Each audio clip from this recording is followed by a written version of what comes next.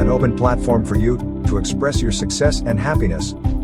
This is Minutes of Greatness podcast with David and Mark. Welcome back, everyone, to episode 3 of Minutes of Greatness podcast with your hosts, Mark and David. And today we've got a very special guest. So we've got a coach of mine and a guy who runs his own business. So Craig Robinson, owner of CR Coaching. Craig, for those people out there who may not know who you are, just a quick little elevator pitch. Who is Craig Robinson and what is CR Coaching? Yeah, hi guys. So I suppose personally, so I'm coaching now with 17 years. I'm a full-time coach, UEFA qualified, and I suppose I'm passionate about helping and developing players and coaches, I suppose. And I suppose because of that, then I set up my own business, CR Coaching, nearly 3 years ago now. And I suppose just to give a variety of services from one-to-one coaching to team coaching and then coach education and all that. And just general, I suppose, support and help for coaches and players within the game, you know. So yeah. Brilliant stuff. Brilliant. So we might as well just jump into the questions first of all. So what's the one thing, a very good question to start off will be, what's the one thing that you wish you knew when you were starting your career first? What would be the one thing that you felt that would have pushed you to better yourself as where you are now, if that makes sense, you know? Yeah. I don't know if it's something that you can kind of really plan for. And it's definitely something, I suppose, that like throughout the years and through the different coaches that I've never been coached with or helped, but it's I suppose the players' emotions and like dealing with the different situations that comes up. And I suppose during current times especially, like it's very hard that like players are dealing with different things and coaches are dealing with different things, and I suppose that's going to be no matter what life or what job you're going to be doing with, like you're going to be dealing with different people, and it's how to adapt to the different situations and not to treat everybody under the same cap either. You know that they're all going to be reacting to the situation differently, and I suppose we've had, I suppose even through the team that I'm one of the teams I'm with at the moment, we had like I suppose a couple of very personal situations with one or two players this year and even last year, and you know it's just it affects the whole team, and it's how do you get the whole team to make sure they're okay, and you're just trying to contact players individually, make sure they're okay, and then obviously to get the whole team together as well, you know. So, and I like that's something that you know you can't teach or you can't train anyone. You just have to be able to adapt to the situation, like Very you know. Yeah, so absolutely.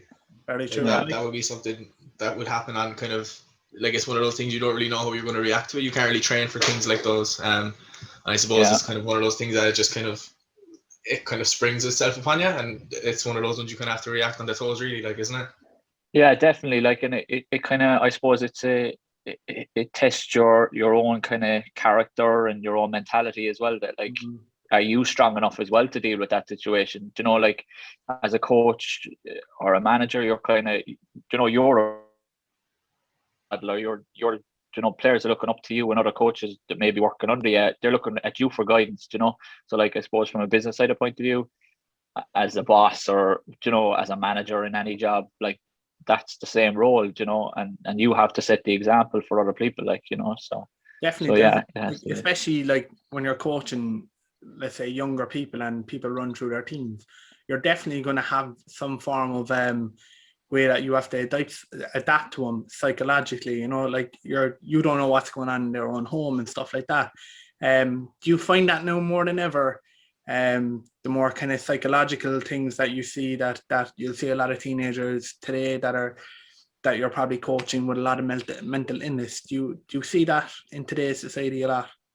Yeah, definitely. And I suppose like Mark will probably agree with this. Like I'm a kind of a coach, I'm very open to different styles and new things. So like I've done an FA psychology course as well that, you know, I thought that would help from a sporting background as well. And it's just, I suppose it is the current environment, as you said, like you know, it's all over the place, you know. So it's prevalent, you know, yeah. And like I suppose going back to again what I said, like I can't deal with the whole team as one, like, because some player will react to you giving out to them, another player mightn't, they might get upset over that, because as you said, they might be just used to being given out in the household, or different situations as well. So you have to kind of nearly as such put your arm around that player, and you have to be able to know what players or what's going on. And like it's an awkward one, because you can't either approach it and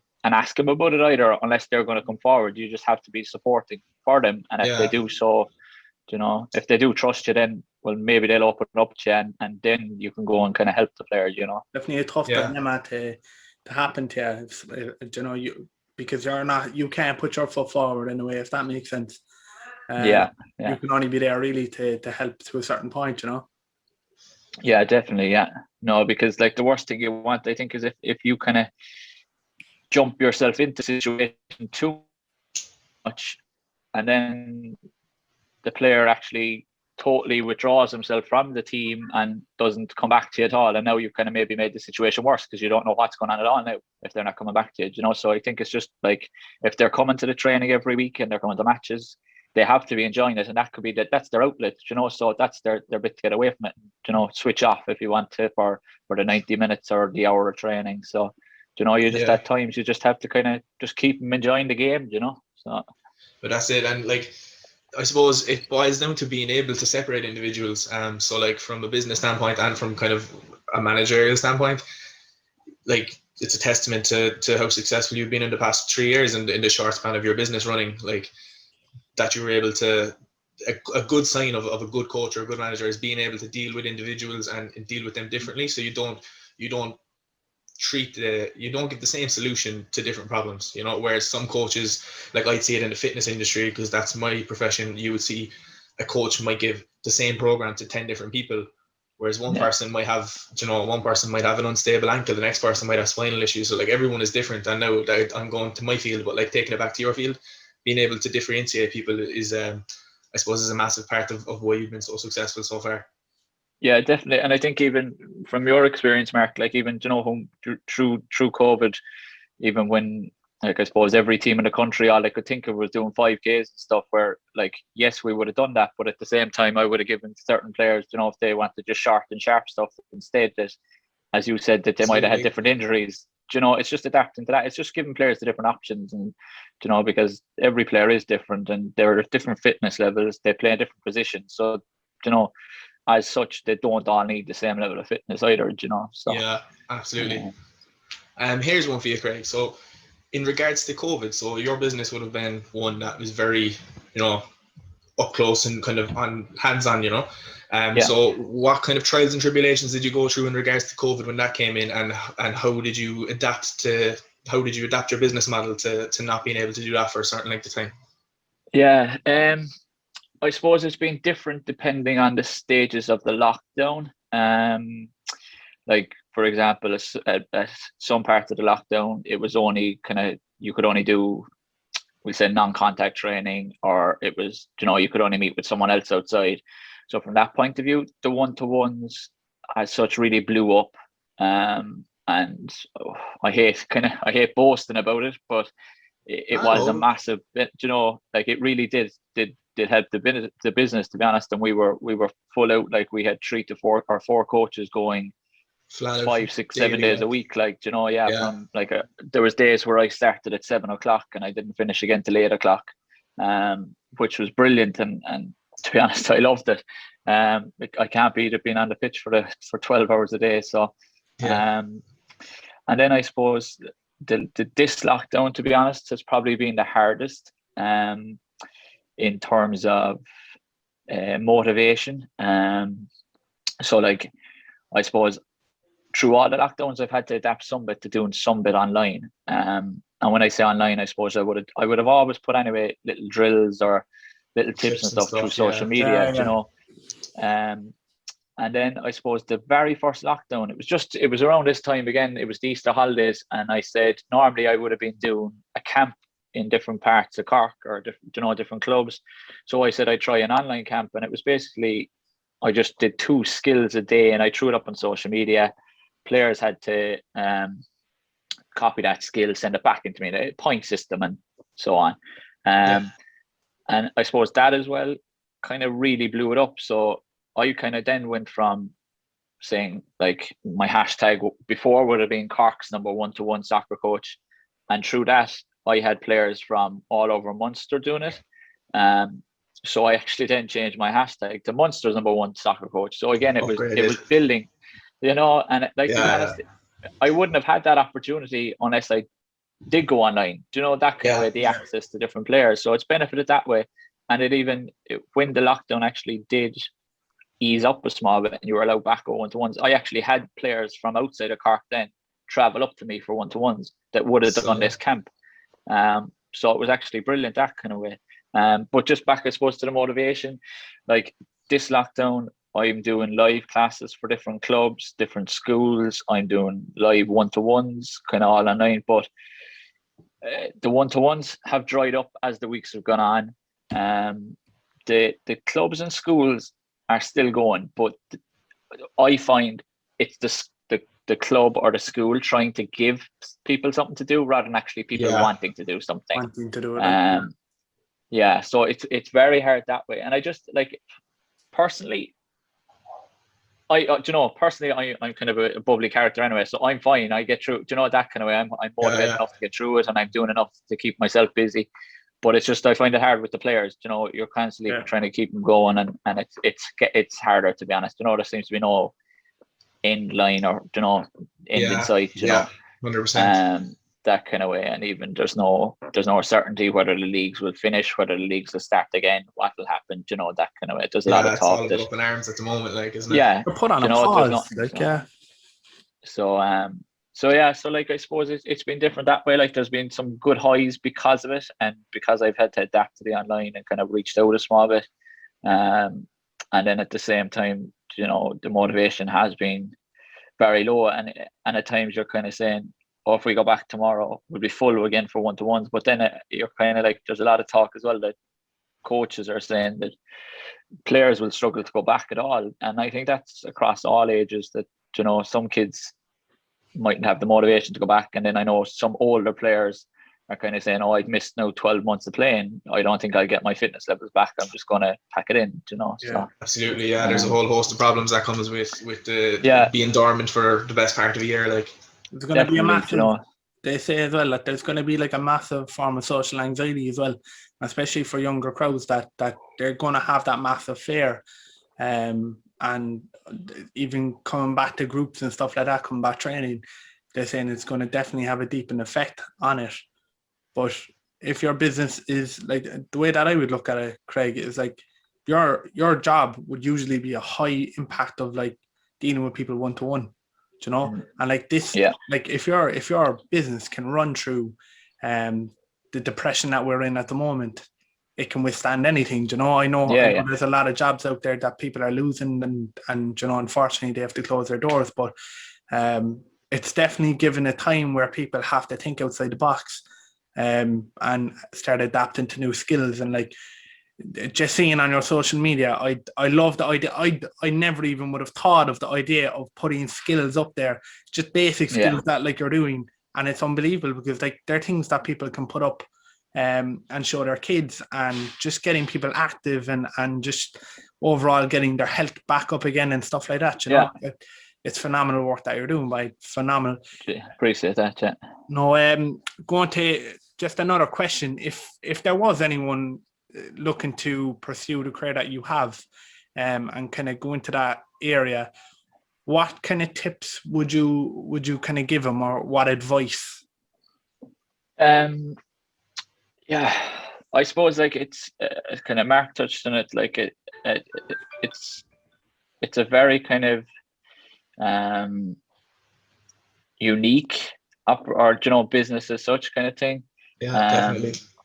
There is a lot of people around Cork that have tried to go into this business, and they've gone through all the steps. They've set up their social media, they've put out to people, they've given plans, and then within 3-4 months it's gone, it's defunct. I think I kind of had a passion the whole time that I wanted to pursue this career. Did I think it was going to be my own business? I don't think I probably did. I kind of said I just wanted to be a coach, a full-time coach. That's what I love doing. Yeah. So I thought maybe, you might get, well, a job with a club full-time, or I suppose within Ireland, you're kind of thinking you go down the line of working for the FAI. Yeah.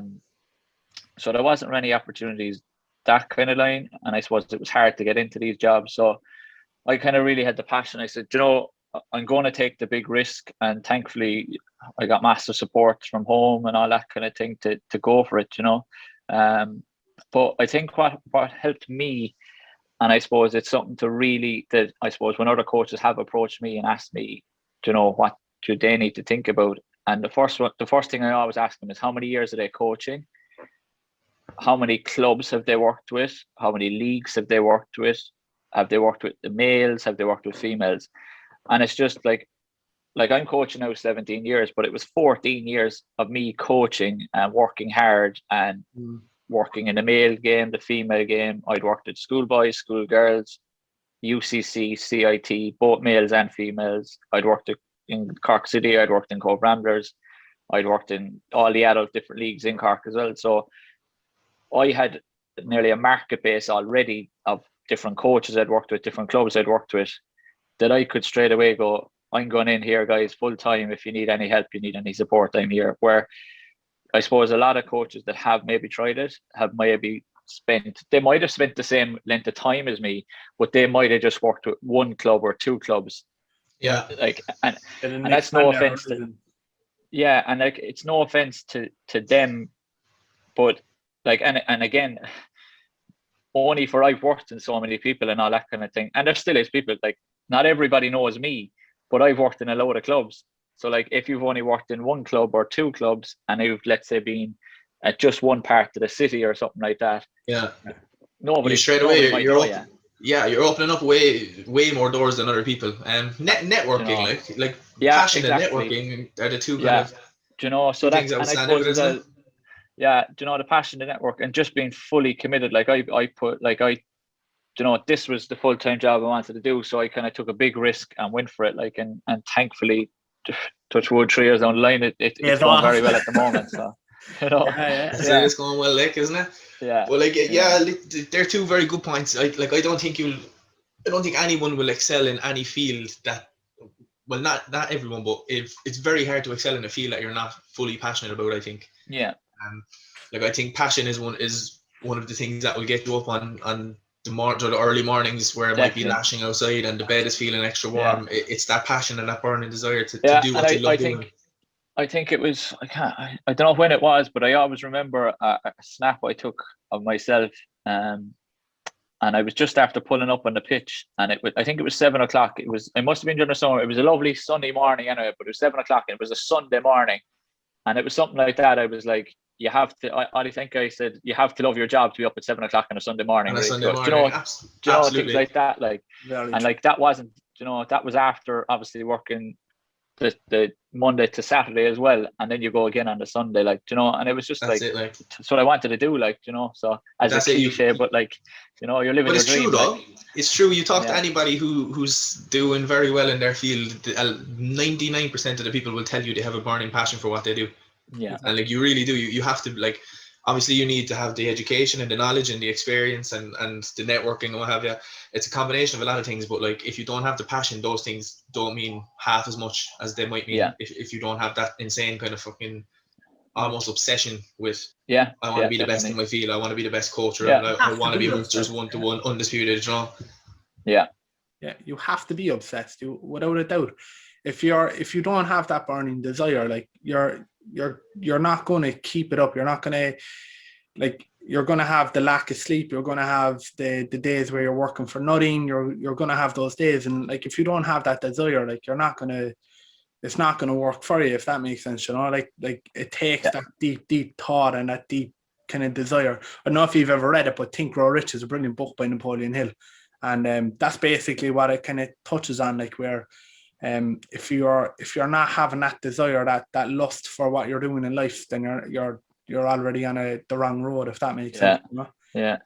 I suppose even something else, I suppose the majority of people on social media and the majority of people that look at my social media think Craig is having a great time. He's playing ball for his career. He's living the dream. But like, I suppose it's the things that you don't put up on social media that people don't see, and they're the nights that you could be up all night session planning, or, Exactly. you're even, as you said there, Mark, you're getting up and you're, it's pissing rain and you're still doing a session and you're still bouncing around the place, it's little things like that, like, there is a lot of hard work behind it as well. That's it, yeah. Like, you can't capture all the hard work online, like you said, like, it's those days that, like, you're deep down writing what you're planning out, you're just going grinding, so definitely, yeah, it's there, it's great that people are using Instagram and you're able to see people happy and stuff like that, and most likely you're never ever going to see the hardship that someone's gone through to get where they are today on Instagram. It's quite difficult, but it's that's kind of the whole purpose of why me and Mark kind of created this podcast, was to give like a platform for businesses to understand what hardships they've gone through to get to the success that they are at today. Like, and I suppose even just like on all the hard work and all that kind of thing, like, and like the majority of people, I suppose, that are successful as well, when they do work hard enough for it, like, you do get opportunities that, like, people that don't work as hard won't get. And like, you get a bit of luck as well. Like, but I suppose some people will say, oh, well, that luck is rewarded for the hard work you put in, but it's it's 100%. Make the most of that opportunity then as well, like, so. But that's it. Like, I'm a big believer in people create their own luck. Because, like, just say, for example, if it was CR coaching versus, just say, Mark coaching, and CR, yourself and the lads are getting out there and you're on the pitch every day, and even when you can't be on the pitch, you're still online and you're still giving drills to do at home and all this. Someone somewhere might see that and say, oh, look, they look great. Let's ask them, would they be interested in taking a session here or doing a session for this team, versus Mark coaching, who's posting nothing. He's not going to be seen. So, like, you do create your own luck through consistency and keep constantly putting your quality stuff out there. Like, it's the payoff. And I think because I think even especially during the lockdown, like that was kind of my lockdown through the last 12 to 18 months. That's been my my mindset, like that, like, I was keeping the business alive. I was still trying to help people and support people, and, like, to be fair, and I'm very grateful to, like, people did pay it back, like, they did come in when you were back then and able to do it, like, they do help you, like, so they did give it back. So I like, and I suppose I'm very grateful for that, like, the support that I did get, like, so, and I continue to get, I suppose, Yeah, absolutely. So I just have another question for you, Craig. So I know there's a lot of success and stuff, but has there been any sort of failures that might have shaped the way you pursue the business today? Oh, my favorite question. It doesn't have to be failures or hardships or certain incident or anything that might shape the way you are now. Well, I suppose in every, I suppose it's kind of like, I suppose with every team or with every team you do, every match you do, there's always going to be a failure or a win or a draw. Like, I suppose my mindset that I try to carry through it, that sometimes it's very hard to keep that going, but I like to kind of say you win or you learn kind of thing, rather than you're losing. And I suppose it's just especially when you're working with children, that's the mindset. Like, for me, you have to, when you're working with children, it's all about the development. I'm not worried about the winning or the losing. It's just developing them as a player to be a better player whenever they do keep going, like, whether that's with me or whether they join a different team or playing with a different club. Once I know I've helped them, I'm delighted for that,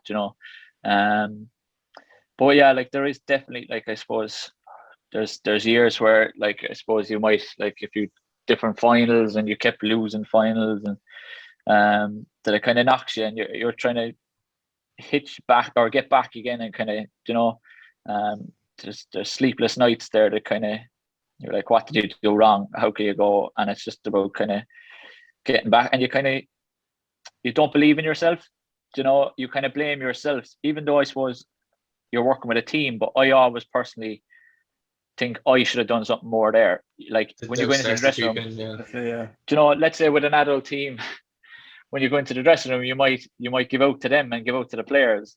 But, like, the minute the players are gone, then it's like, I'm killing myself, and my wife will tell you, like, there's some nights there that I am totally oblivious to what's going on inside the house, and I'm like, she's like, she knows straight away when I come in the door whether we won or whether we lost the game. Yeah. You know, and you know, things like that. I suppose there's one thing, and it only happened recently. I suppose I applied personally to do another coaching badge, and I didn't get it. And that was, I suppose, that really knocked me, I suppose, with everything that was going on between COVID, between lockdown, between not being on the pitch. I suppose because if it was in normal circumstances, I had that interview, we'll say, the next day I would have gone back on the pitch. So I would have been back kind of buzzing around the place. But I suppose I didn't have that release. Or again, I suppose if we go back to the very start, the release that some players didn't have, as you were saying, David, you know, some players, you don't know what's going on at home, and the pitch is their release. So I suppose that I didn't have that was taken away from me. But yeah, like, I suppose between the support from family and friends, and just even being able to talk to people about that, and being like, I suppose there was a few days there that I just didn't do anything on social media. And again, I was just like, do you know what? There's other people now that are going to be in a worse situation than me. I'm getting back and doing more sessions and just going helping them again. And like, I suppose, what did it teach me? I suppose it just reminded me back to my own philosophy, if you want to say that, about winning and learning. Do you know, that kind of way? It's just learn from this situation. It's like a match again, as you said. There's ups and downs, like, so you just have to adapt it. And like, I suppose it's, if anything, it's given me a bigger drive now to go and prove the people that didn't put me on the course. Absolutely. But that's it. That's what it's all about. Like, the hard times make the hard times, and the down times make the good times that much sweeter. Like, and they push you harder to reach those good times, don't they? Yeah. Do you know? So like, yes, like, for anyone else, like, obviously the first few days you're going to be upset, you're going to be down, you're going to be doubting yourself, the whole lot. But like, you have to think about where this all started, or where everyone else started, and how far you've come.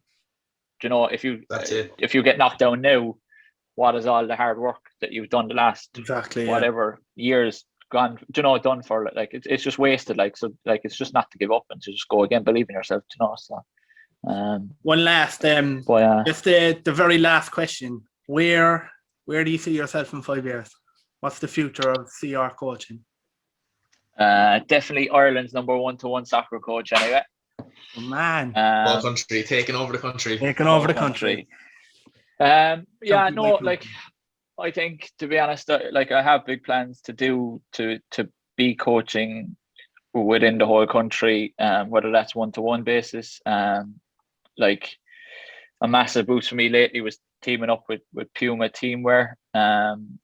So, and there's a couple of big things between that and between 10 Sports Management. So George O'Callaghan's agency. So we've big plans coming down the line that we'll be working with big name players and different clubs. So there's big plans there to start doing things all over the country, and linking in. And like, I suppose I'd love personally myself, whether that be through CR coaching or just myself, to start coaching, maybe getting some coaching clinics and kind of going into different clubs around Europe, even just experiencing that, you know.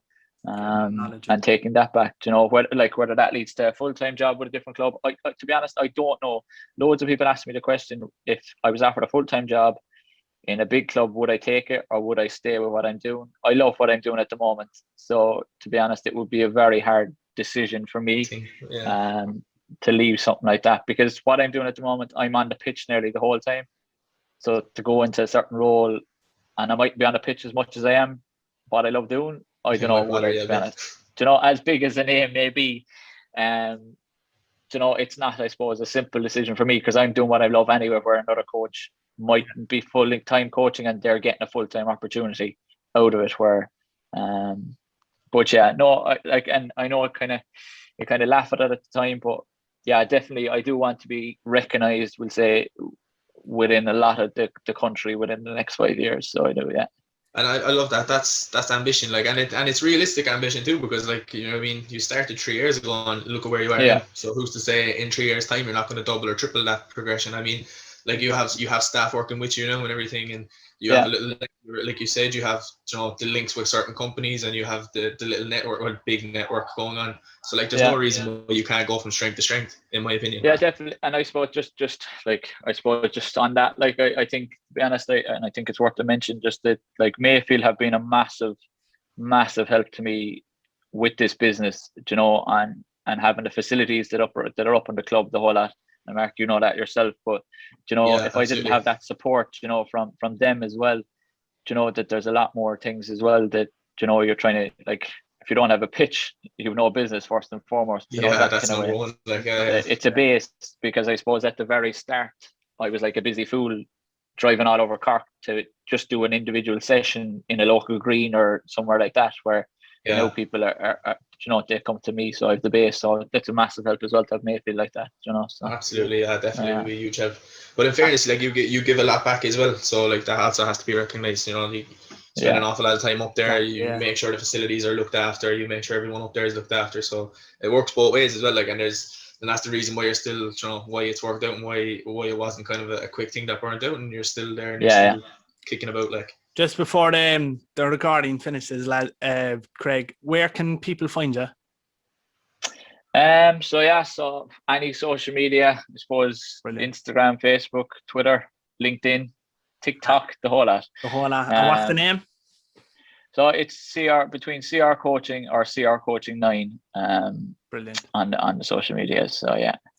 So brilliant. And especially from myself and Mark, especially from me, thank you so much from just because I don't know as much as Mark, if that makes sense. Thank you so much from both of us, you know, for coming on, and we, you know, even for us, for the sake of doing the podcast, we learn so much from every guest that we get on there, and again, thank you for coming on and spending time with us on this. Yeah, no, lads, honestly, like I said it already, I think, but I really appreciate it. Like, you know, it's great to be able to come on. And I suppose just even if it helps someone else or another coach or another player, again, you know, it's you know, to keep spreading the word, and I suppose the positivity around, like, so, you know, honestly, thanks a million, guys, and the very best of luck with this. Cheers. Thank you again, Craig. Much appreciated. Thank you. Thanks, guys.